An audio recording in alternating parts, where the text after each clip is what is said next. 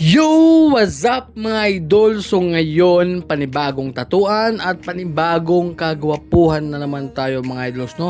So ngayon mga idol, yung ating client is muling nagbabalik, no? So shout out nga pala ni Boss Idol Albert. So sa hindi nakakaalam, siya nga pala yung ating tinatuan ng koi fish, no? So grabe. At yun yung first time niya mga idol. So ngayon muling nagbabalik para magpatato ulit. So second time niya to mga idol. So napakalupit talaga ng ating client. Talagang tinodo na talaga yung niya, yung career niya na magpatato talaga mga idol. So syempre, yun nga, shout out ni Boss Idol Albert sa tiwala, no? So yun. At yung design nga pala namin mga idol is basta meaningful talaga to sa ating client. So hindi ko na i-discuss kung ano yun, basta tingnan nyo na lang yung design, basta yun yung request niya mga idol, kaya syempre ginawa natin yan. So yun, at yung mga needles na ginamit natin dito mga idol ay apat na sizes mga idol. So grabe, no, ang dami. So yung mga ginamit natin is 3RL, 7RM, 11RM at saka 21RM. So yan yung mga sizes na ginamit natin dito mga idol. Tapos syempre yung brand ng ating needles dito, syempre walang iba, yung ating sponsor, Big Wap Squatch Jess at saka sa Bronzy Tattoo Supply.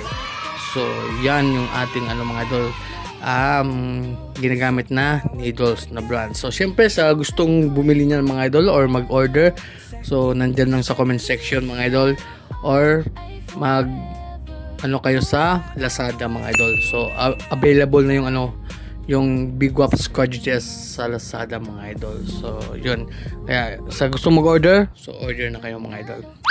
Tapos mga idol, yung brand din ng ating ink dito mga idol ay anong tawag doon? Teka muna mga idol, tingnan ko muna. Mga idol, Allegory, no? Allegory Black ang ating dito mga idol. Check ko muna kung Allegory ba talaga. Oo, Allegory talaga mga idol. Kasi talagang nagandahan ako dito mga idol. Allegory Black, napakaganda, no? So dati yung ginagamit ko is Dynamic Triple Black, pero ngayon nag-switch na ako sa yun nga, Allegory, no? So yun, share ko lang. So dito mga idol, balik tayo. Siyempre nag-highlights na pala tayo dyan, no? So patapos na pala tayo dyan mga idol. Dami nating si Boss Idol Albert. So ito na yung aming final result mga idol. So after ng 9 hours of pain mga idol, so 9 na oras na tatuan. Grabe, ang taas ng pain tolerance ng ating client na si Boss Idol Albert. So maraming salamat boss sa tiwala at nagawa natin ng maayos. At syempre kahit masakit na, talagang inagwanta. Tiniis pala.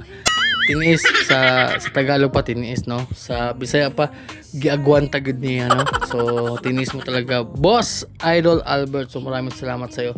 So napakaganda talaga ng resulta mga idol.